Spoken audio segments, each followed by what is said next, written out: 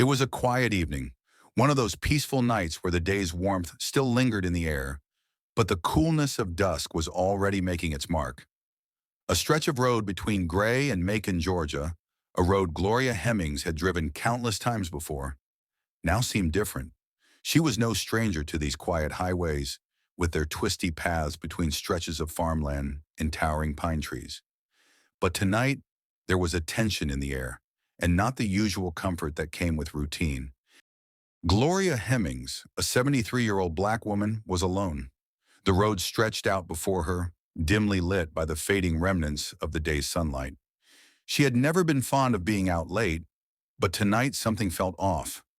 Gloria couldn't explain why she felt this unease, but as her headlights sliced through the darkening evening, her thoughts wandered back to a moment earlier in the day.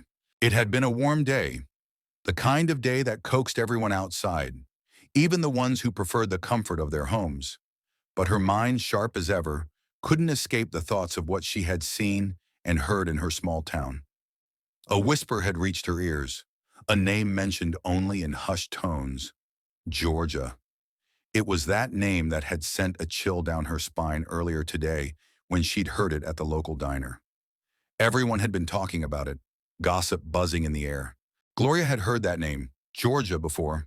It wasn't a random name. It was someone important, someone who had been part of her life years ago. Her grip tightened on the steering wheel as she drove, thinking of the connection she had with Georgia. She had seen her grow from a young girl into a woman of incredible courage and strength. The memories were bittersweet. As Gloria drove down the empty road, her mind kept replaying fragments of her past. Moments shared with Georgia, the laughter, the tears, and the dreams they once had. But tonight, those memories seemed distant. They seemed like they belonged to another lifetime, one that had been far too long ago.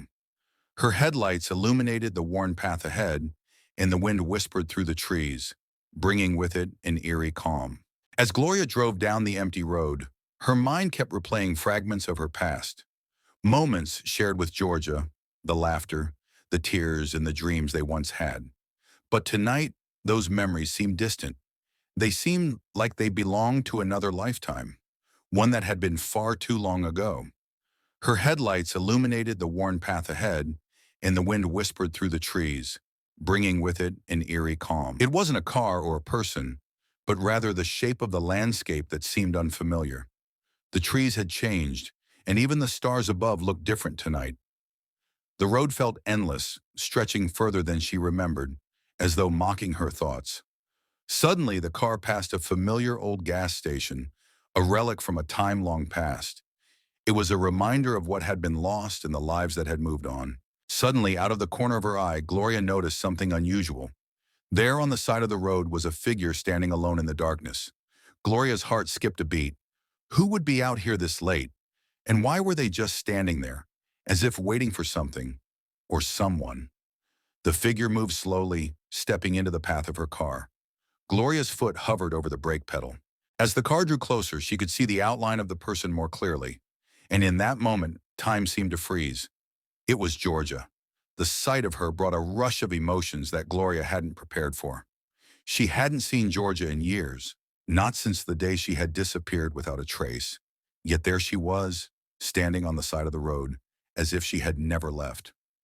Gloria slammed on the brakes, the tires screeching as the car came to a stop just inches from Georgia. For a moment, the two women stood there, staring at each other in silence. The world around them seemed to fade away, leaving only the two of them, bound by the years that had passed and the unspoken words that lingered between them. Finally, Georgia spoke, her voice barely audible over the sound of the wind. "You've been looking for me, haven't you?" Gloria's breath caught in her throat, her hands shaking on the steering wheel. She wanted to ask all the questions that had been burning inside her for years, but no words came. Instead, she simply nodded,